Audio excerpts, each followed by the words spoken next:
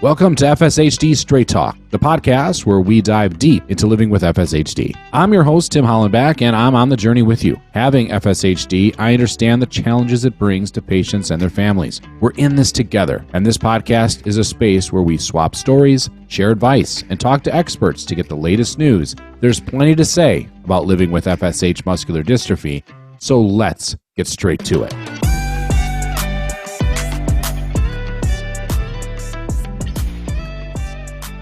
Welcome to FSHD Straight Talk. I'm your host, Tim Hollenback, and on this podcast, we talk about FSHD as it affects our community, the people with the disease, caregivers, family members, and so on. This podcast is about those people. Yeah, we touch on the science, might have a researcher in here or someone talking about hopefully a treatment or a cure coming, but that's not what we lead with. We're leading with the people. That's what this podcast is about. And it is brought to you by the FSHD Society. Visit fshdsociety.org. You can also email me, fshdradio@fshdsociety.org. We've had amazing responses through that email. However, the inbox is a little empty right now, so I'd love to hear from you. If there's a topic you'd like to cover, a story you'd like to share, maybe you'd be so bold to be a guest on the show, a featured guest on the show. We'd love to have you. Please email me. Let me know what you think. Share your FSHD story with me. Love to have you on an episode in the future. This episode is with Rob Stemple. He is an FSHD patient, person with FSHD. He's also blind. He was in an accident with a drunk driver. He'll describe that accident and how that changed his life. He'll talk about working through FSHD, and as he got older, there were certain triggers that started to make the disease worse as it continues to downfall. He's a musician and has been, I think he said, since 13 years old as a professional. That's amazing. And you'll see and hear how much he loves to share his story. He is a great storyteller. Rob has a ton of energy, positive energy. You can find his YouTube channel at Rob Stemple through YouTube. He plays music on there if you want to check that out. He also writes articles on Muscular Dystrophy News. If you just Google that, you'll find a lot of his articles on there. He's been doing that for quite a while, and just so many great things that he has to share with us in the community.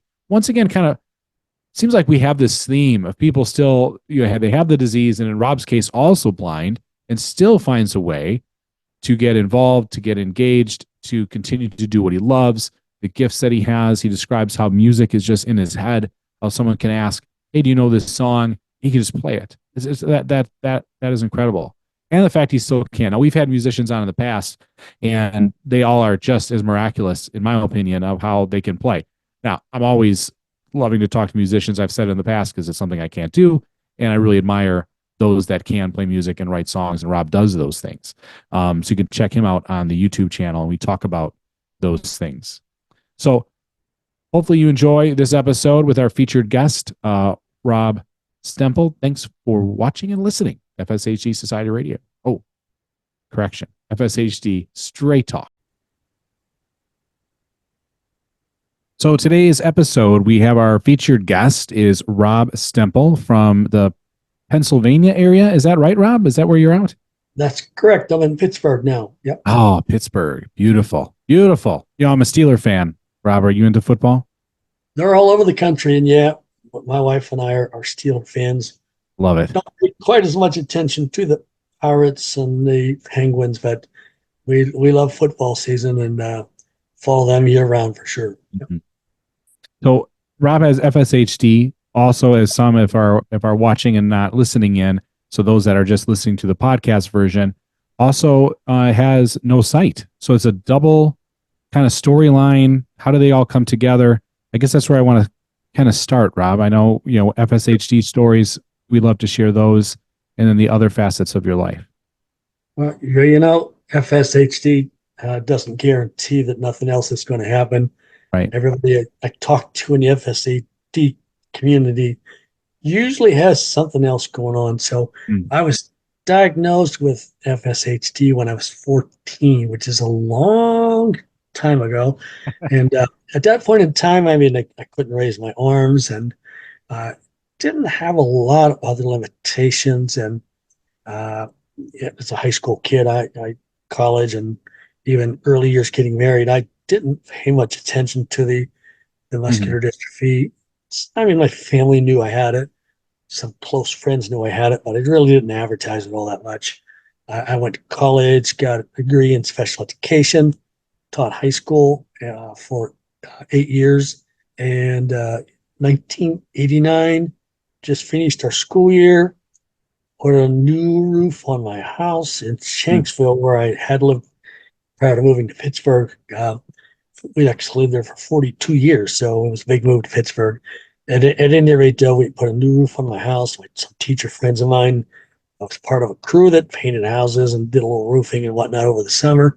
Hmm. And I also played in bands. So I left Friday, with a group on Friday night. We played Saturday afternoon at a festival, Saturday evening wedding, and a 50th wedding anniversary party on Sunday afternoon. Unfortunately, that's when kind of things changed drastically. But 5 o'clock on Sunday afternoon, the party's over. I get my pay from the guys, and the guy that had the party gave an extra 20 and Hmm. said, "Buy the band a round of drinks." That's one drink that I wish I'd stuck around for. We were heading out on vacation the next morning with our kids, and Yeah. I just wanted to get home, get packed, and all that stuff. So I skipped the drink, and I never drank when I played anyways, but that's not my thing. But anyways, I threw my stuff in my car and headed home. Going down a 2-lane highway, 55 miles an hour when a lady coming the other way lost control of her car, went off the road, swerved back on the road, Mm. and swerved into my lane, and we hit head on. I was driving a little Chevy Sprint at the time, which is pretty small 3-cylinder car that actually Suzuki made. Hmm. Chevy sold it though, so not a whole lot of protection in a head-on collision. I lost my sight, had skull fractures, broken neck, broken ribs, broken legs, crushed knees, Oh all my gosh. kinds of injuries. So, anyways, that was life changing for me. Uh, Never did get back to teaching. Spent about a year in rehab, and very very happy to actually still be alive and Hmm. have been around to see my kids grow up and my grandkids Yeah. uh, growing up a little bit too. At the time of my accident, my kids were 1, 3, and 5, and they are now 36, 37, and 39, I believe, somewhere around there. But at any rate, I'm just very happy that I was able to survive, and my brain was pretty much intact. That was in doubt for a good while, but anyways, got recovered. Did some music stuff for a few years, making personalized recordings for kids. Got started with an organization in Somerset and ran that for about 15 years that served like people who are blind and vision impaired. And it right around 2015, our organization became part of Pittsburgh Vision Services. And at that point in time, my muscular dystrophy was really, really starting to have a major impact on me. Walking became very difficult, Mm. uh, very unstable on my feet, and tired out very quickly. So any distances were challenging. Starting to use a wheelchair part of the time, but I just kind of thought with the transition for our organization, that was Mm. a good time to retire out. So since then, I've played a lot of music at nursing homes. I've done that actually for like 30 years or so. And I spent a lot of time doing that. At the time, I was also writing a column for the local paper in Somerset, PA, county seat back in the sticks in Shanksville, Hmm. and just kind of kept that going until the pandemic hit. Everybody's lives changed with the Yeah. pandemic. Got through all of that, and somewhere around 2022, my wife, who had been in the newspaper industry for about 35 years, got her job eliminated, as Mm. a lot of other people in the newspaper industry. She was close to retirement age, and that's when we decided to move to Pittsburgh to be close to our kids. But boy, Tim, the last decade with the FSHD has been a real challenge. It's kind of like a snowball, if Mm. you will. Yeah. My progression was pretty gradual, but something triggered. So I said about age 50, 56 or thereabouts, and boy, since then it's just been a downhill slide. So uh, we were talking a little earlier about some daily activities and things like that, and all the little things that you take for granted. Hmm. I really can't take any of that stuff for granted at this point in time. Yeah. So when I'm out of the house, I'm usually in a wheelchair, still staggering around the house, doing what I like to call my Sherlock Holmes walk. If you think about Sherlock studying footprints in the sand, that's pretty much me when I'm Yeah. getting around the house.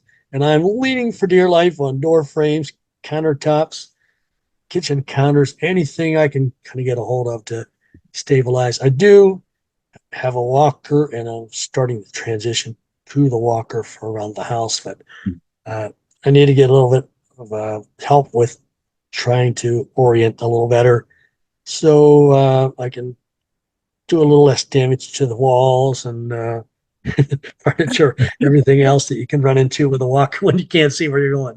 So anyways, that's my status. Since we moved to Pittsburgh, I have started playing again with some nursing homes and whatnot, and I enjoy the music stuff. I do a little bit of home recording and just enjoy the music sort of thing.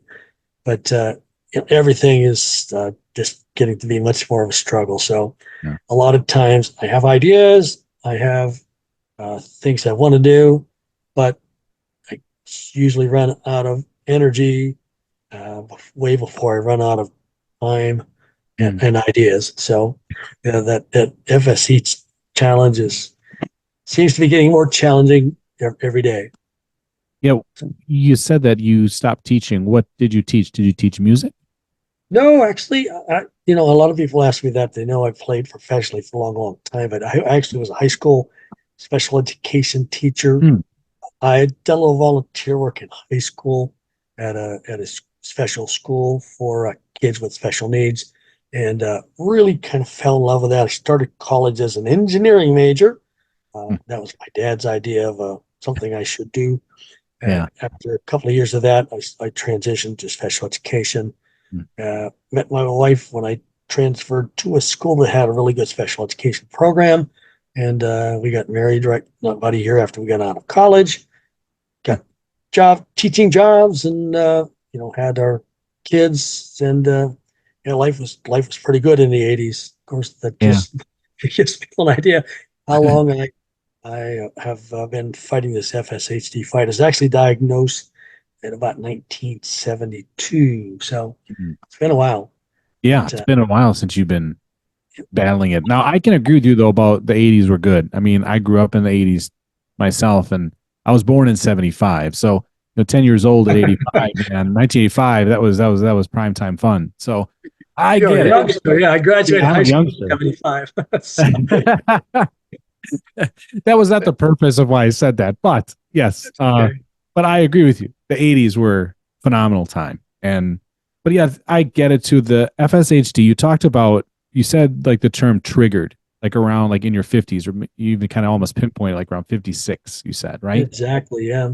So It, what do you mean by that? Like that word trigger? well, I had a really slow progression over the years. I would, kind of plateau for a while, and Hmm. then, you know, get a little bit of a episode or incident. Maybe, do a little more than I should do. As I Yeah. said, part of my teaching career included summers off painting houses and roofing and whatnot. So I was probably using uh, muscles in a way that the muscular dystrophy really didn't like. So, but I could generally recover, and figure out how to do things a little bit differently. And just, it was very slow. I'd go, a number of years, then I would notice some changes, but it was really slow and gradual progression. But Hmm. so I said somewhere around 2015, man, I'll tell you what, it's just very suddenly a lot of things got much, much harder. Started having a lot of problems with my lower back. I thought it might be related to damage from my car accident. Mhm. I actually ended up having back surgery. And after the back surgery, which was mainly to hopefully get me back walking better, because at that point in time, literally after, you know, after 40, 50 feet, I was starting to struggle pretty badly. But realized after the back surgery and attempts at rehabbing after the surgery that the back problem might have been a minor contributor, but the major Hmm. factor was the muscular dystrophy. My muscles in my lower back, hip, all those muscles that had really never been impacted too much by the muscular dystrophy were all of a sudden just, well, seemed like all of a sudden, but they just weren't working Yeah. well, causing a lot of pain when I'm trying to walk. And that was that point in time that I started to lean forward a little bit. Now, one Hmm. of the things when you're a blind person, they teach you mobility with a walking cane. It's a long white cane that you hold out in front of you and kind of wave back and forth. There's a Yeah. technique to it, but one of the things you really have to do is you got to stand up straight, because you can't really bend over this stick that you're waving in front of you. So, anyways, I've been able to walk straight up and down for a lot of years, and all of a sudden, I just get this urge as I'm walking. Just I need to hunch over, because Yeah. just at any rate, that was kind of like, oh, this is this is not this is not good fun. This is getting pretty serious. So Hmm. yeah, that point in time, I had to really kind of try to alter my lifestyle, and that's what I said. That's when I retired from the agency I'd founded and worked for 20 years. Oh. So, but everything transitions. Life's full of those kind of transitions.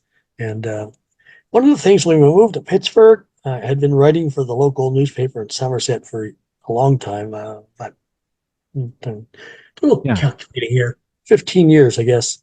I wrote a Wow. weekly column called At Your Service. I just loved Hmm. answering people's questions. As an agency person, I answered phone calls and talked to tons of people who had questions mostly about vision impairment, but same questions over and over. So the concept was I would try to answer a lot of those kind of questions in the newspaper, and people could write in and ask questions. Yeah.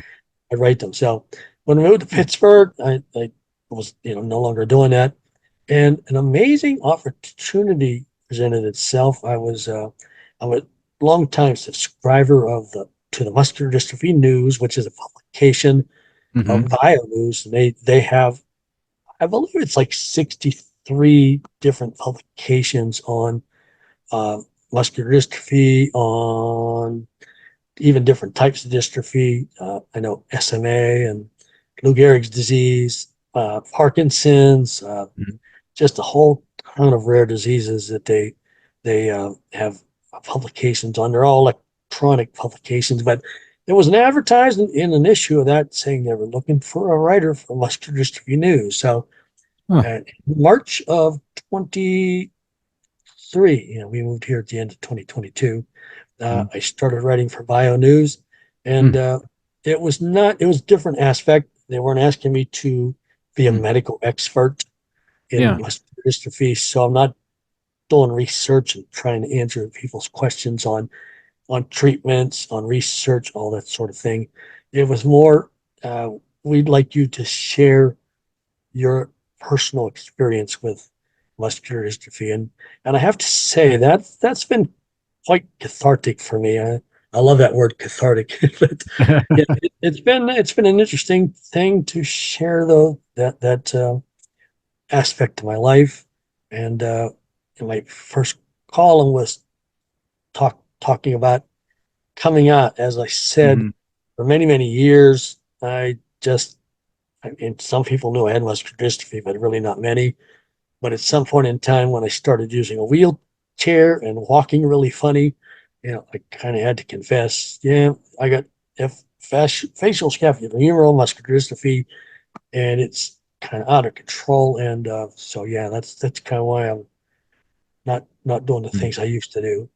But yeah, one of the aspects of that has been just connecting to the FSHD community, and I just have loved the feedback I've gotten from the folks who read my columns and respond. And I try to stick those up on LinkedIn. I Mm-hmm. usually post them on Facebook. I'm part of the FSH Friends Facebook group too, so I usually post them there and just try to get the word out about the, my column being out there as a resource. Yeah. And Renee Viker, who I think everybody knows in the Yep. FSHD community, also is kind enough to share my column out to the wellness group. I was pleased a while back when I got a request from June Kunishita Mm-hmm. asking if they could post one of my columns on the FSHD website, which Oh, I nice. thought was quite an honor. I've really appreciated that. So, but Yeah. Yeah. anyways, You have quite a few columns on muscular dystrophy news. Maybe the most recent, like May, looks like 15th of this yeah, year. I write twice a month. My due date, my deadlines are second and fourth Monday, and they usually run that later that week or the Mm. following week. So yeah, it's interesting, and at some point in time, I think I'm going to run out of tales to tell of my SHD adventures, but somehow in the next 2 weeks, another thing happens, Mm. and all of a sudden I've got another story to tell. So Yeah. What like in your daily routines and whatnot, does something come across in your mind? It's a situation you go, oh, that's going to be a good article or that's going to be a good column. 100%. I'll tell Yeah. you what, Tim, this past week, my wife Wendy and I decided after we don't even know how many years that it's Mhm. time to buy a new mattress. And it's a simple thing. You think, what's the Yeah. big deal? You Right. go, you put down on a mattress, you like the way it feels, you buy, they deliver it and you set it up. But with muscular dystrophy, it's just not that simple. As I said, my progression has really been accelerated over the last couple of years. Mhm. I struggle from a from laying down position in bed to sit up on the side of the bed, and low chairs, anything below about 18 inches. I can get up, but it's a real Struggle. struggle. Yeah. So those kinds of things. Rolling over in bed is getting to be a challenge. Mm. Uh, Trying to get adjusted to get everything in the right position. Because with muscular dystrophy, usually the shoulder I'm laying on, I'm a side sleeper, but Mhm. that shoulder usually after a couple of hours of sleep wakes me up and says roll over. But that's getting harder to do. So all those things, are had to be a factor in buying a new mattress. So, we're looking around at frames. How high is it going to be? How low is it going to be? Is it going to have enough side support? Because some mattresses we were on, I felt like when I sat up, I was on a sliding board, just trying to eject me from bed, but not in the way I Yeah. want to get ejected from bed. But so it had to be solid enough on the side to give me something to push off of, Mm. but soft enough to sleep on comfortably. It's just a ton of different things to think about uh, that I don't think other folks necessarily Great. Yeah. need to consider. I mean, how many people need to think about, am I going to be able to sit up in this bed or not? So, forward thinking, Right. Tim, our new bed is going to be on an adjustable frame. So, Mm. Very when the good. time comes, and I hope it's not soon, but when the time comes, I can get the bed to help me get me up into a sitting Yeah. position That's and then smart. hopefully turned and get stood up. But Mm. yeah, but that's going to be a column coming up here in the future, just because. Yeah, it's just one of those many adventures we have with FSHD. Right. Yeah, I think that people don't quite understand, and not that I'm expecting them to, but then when I do describe, like you said, getting out of bed, I don't have those kind of issues yet either. But over the weekend, just this last weekend, we were on a little baseball trip with my kids here, and um, I don't know how it happened. I really don't, but I guess somehow I drew the short straw, Rob, and I ended up sleeping on an air mattress near the floor. Oh, I basically rolled myself off, like a hot dog on one of those turnstiles, bloop, yep, bloop, onto the floor. Because then I could get in almost like a plank position, get my hands underneath me, and then tripod myself up. Oh my gosh. I thought, what is going on? Why is this so hard? And my wife is like, do you need help? Nope. Like, let me figure this one out. But sure. Yep. like most people, right? Yeah, they might struggle a little bit because it is low to the ground, and that's reasonable. But it gets to a point where this isn't reasonable. Like this is more difficult than it should be. 100%. And I tell you what, that's one of those things with those progressions. I used to be able to do sit-ups, no problem. Yeah, And yeah. I couldn't do a setup, Mm, and then it became difficult to get in a sitting position, even like cheating and using my arms and legs, and mm. you know, doing lots of gyrations. Yeah, and you mentioned getting into that tripod position. Yeah. That doesn't work for me anymore either. Ah, I have a technique. yeah. If I can get to a stairwell, I can either get down my feet down a couple steps Okay. and stand up, and then I can turn around, and it's not it. I do have stair lifts on my stairs, which is a good thing, but Hmm. I can get up a couple of steps with a lot of struggle. And Yeah. from the bottom of the stairwell, I just crawl up a couple of steps, and then I can get myself to a standing position. But yeah, Oh yeah. Yeah. when Oh, you yeah. get to those points of your life where you have to think about, if I get on the floor, how am I going to get off the floor? Might get off the floor. Right. Will I get off the floor? Yeah. So Yeah. it's Will. going to be time to call 911 and say, hey guys, can you come over and stand me up? I hope not. Yeah. Right. Yeah. When it comes to that, oh man, I know. And I and yeah, I like those are used to the be able to basic just get things. over to like a footstool or a Hmm. chair, and you kind of use that a little bit to get, use your arms of it to help you get up. But Hmm. that just became non-functional too. So we're doing what we can to make accommodations. And Wendy, my wife, is uh, very understandable and supporting. When we were looking at the height of a bed, she's a good bit shorter than I am. Hmm. And so I was looking for a bed that's fairly high up so that I can get into a standing position, Yeah. which is a lot easier from say 30 inches Hmm. than it is from 15 inches. Hmm. But we didn't want the bed so high that Wendy was going to have to like use a footstool or take a flying leap and jump in. So we had to meet in the middle or somewhere. But she was pretty much saying, "You just get it the way it's going to work for you," and Oh, she says she'll make it work. So you do. that's You I make love it. the family support I've gotten. We live with my one of my children who is we have a lot of families whose kids are moving back home. Hmm. Unfortunately, for looking for family support, ours is the other way around. My Yeah. daughter Jill lives with us, and she is a major, major help to us. We bought our house together with Jill when we moved to Pittsburgh. She's got her apartment downstairs. She works from home most of the time, but if I get in trouble upstairs, she's just a text or a shout down the stairwell away, and That's she's good. perfect. She's coming up to help out. So, Nice. and I love the family support I've got, and appreciate that a lot. I feel really bad for folks who do not have that kind of family support, because it's tough. I mean, what Mm. Wendy and do for me every day is a lot. So, Yeah, it is. It is. It is a strain on the families too.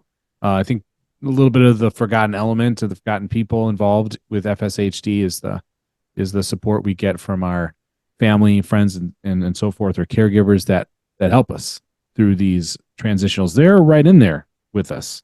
oh, they sure are. And Yeah.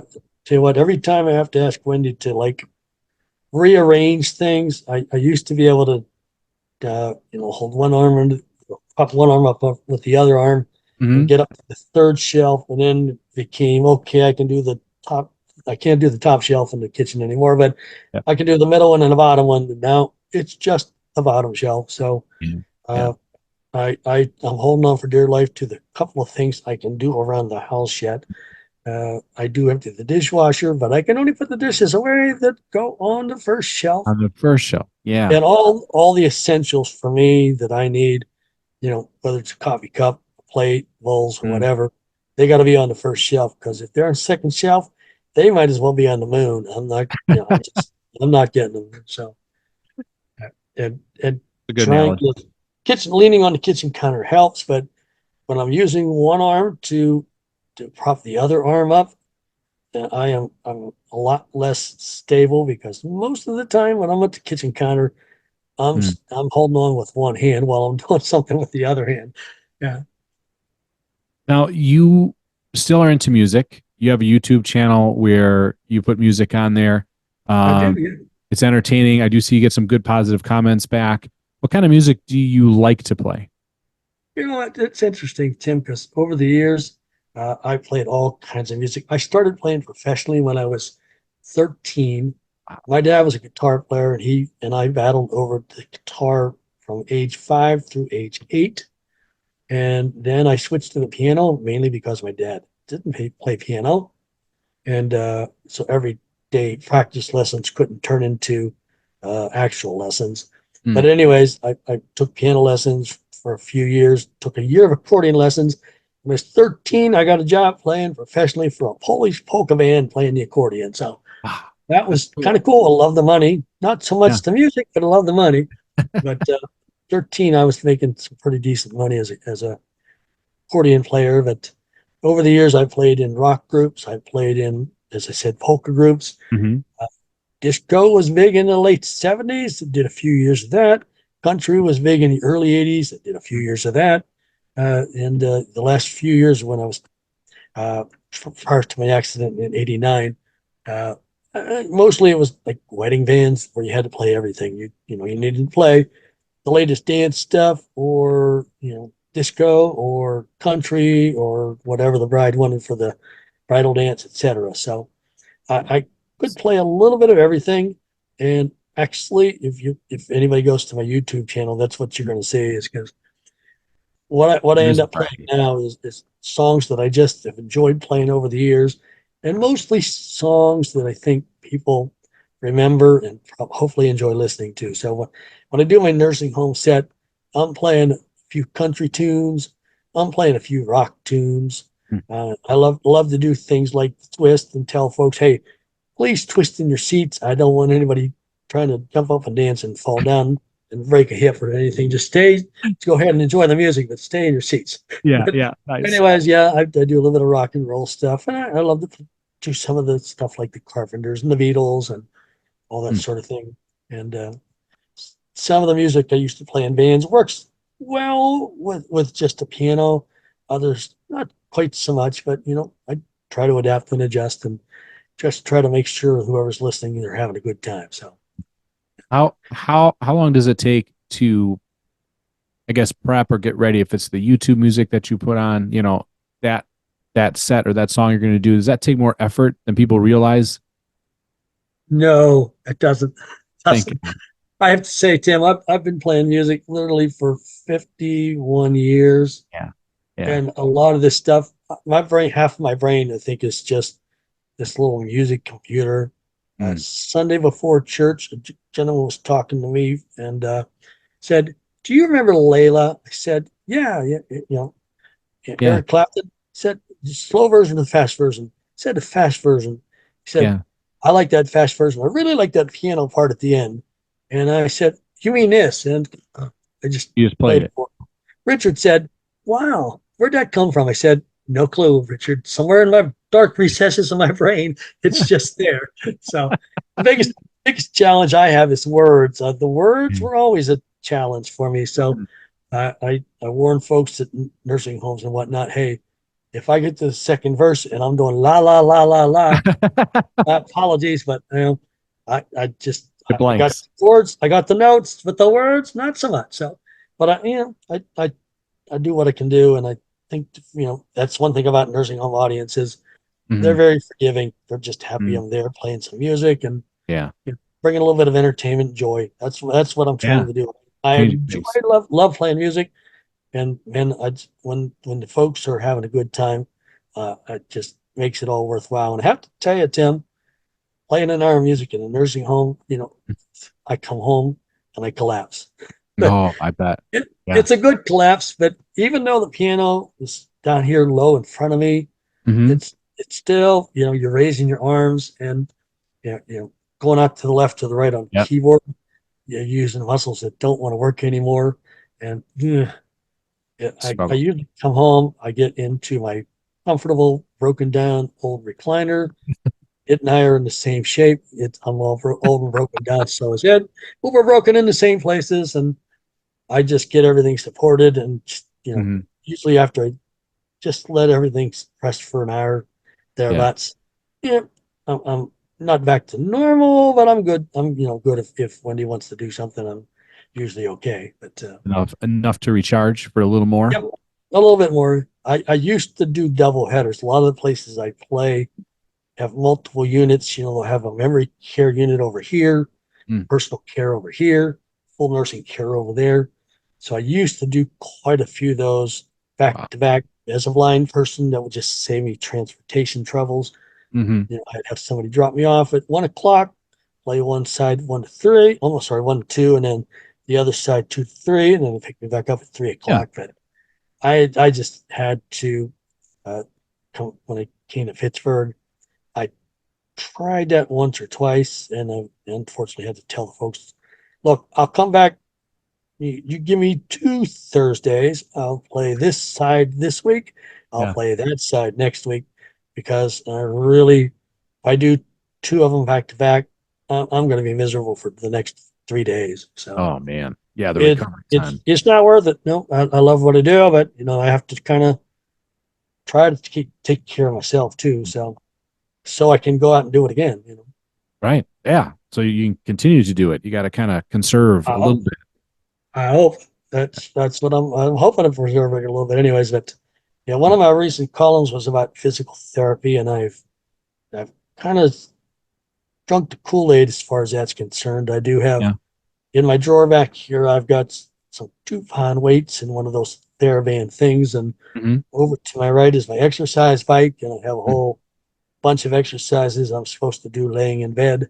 Yeah. And so I've I struggle with that for probably the most part of a year, and finally said, okay, let's do some PT and get back on the exercise train. So that's one of the things I do recommend to folks.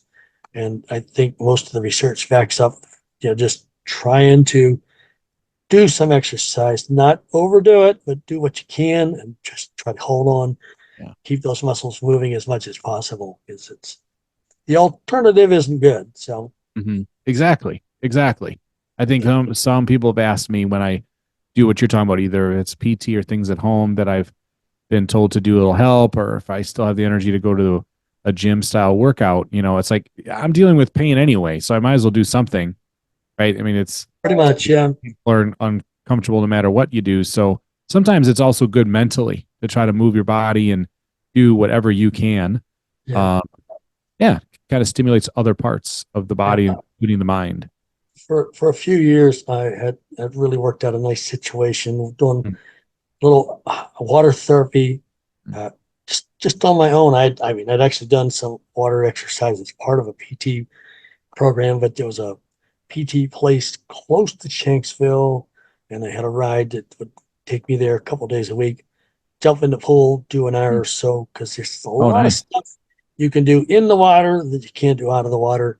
Hmm. But situations change. We moved to Pittsburgh, and there's probably someplace close by here that might be accessible to me, sort of, kind of. But at this point in time, I'll tell you what, just getting upstairs, downstairs, into a car, into a, PT facility, getting into a swimsuit, doing the Hmm. Oh exercise, man. getting out of Yeah. the swimsuit, taking a shower, getting dressed, Yeah. doing it all in reverse. It just and all of that just feels just kind of wavy on what I can do at this point in Yeah. time. So Yeah. I'm That's a going to do lot. what I can here at home, and of course, being blind, that transportation thing is always a pain in the butt too. Yeah. A But key. it just the whole other thing. I mean, frankly, going in and getting undressed and getting redressed, I'm probably about done. Let's go home now because Yeah. yeah, that's just moving around. It's just It's a pretty workout in itself. pretty much. And Yeah. I get out of bed early morning. I like to do early morning devotions and whatnot. Mm. And I make myself a cup of coffee, take some vitamins, and then Yeah. I go sit down in my recliner. But what a lot of people don't think about is just getting out of bed, getting dressed, hitting the bathroom, getting to the kitchen, getting the Mm. coffee made, getting pills taken. I'm I'm now ready to sit down.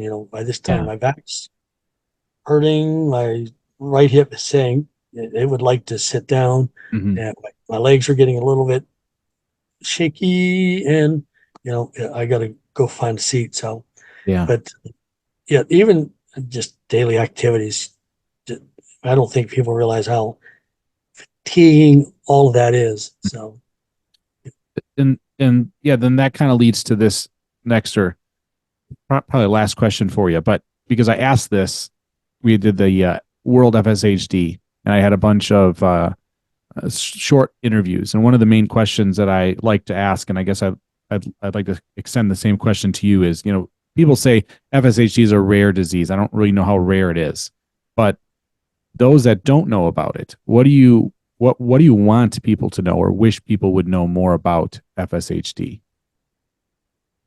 I think that, as I said, I was a closet FSHDer for a long time. I think those of us in the FSHD community should be a little more open. And I think doing it in a respectful way. I think other folks, once they find out somebody has FSHD, needs to ask some questions, Yeah. because I really think there's a lot of miscalculation and misunderstanding out there. I know with me, a lot of times people think literally I'm faking it. Oh my And gosh. I can't even, it just boggles my mind. Why would you fake walking like this? Yeah, but I think people need to, as best they can, just have an open mind and try to put themselves in the shoes of that other person. And as I said, ask questions, because I think most folks with FSHD, not all of them, but I think most folks with FSHD are willing to share their Mhm. stories, or at least answer some basic questions. I And agree.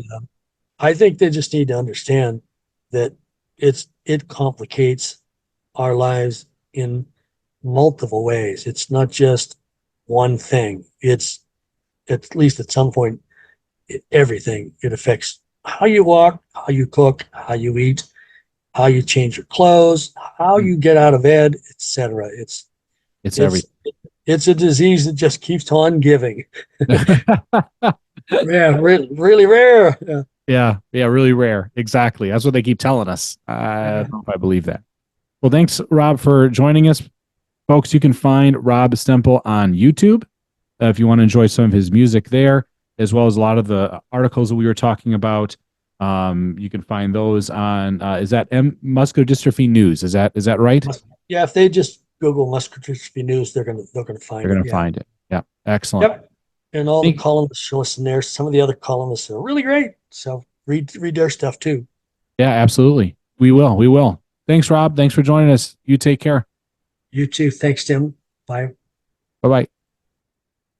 That is Rob Stemple. He is a person that has unbelievable strength, right, and resilience. To think that, as he put it, just because you have FSHD doesn't mean you're immune to something else happening to you.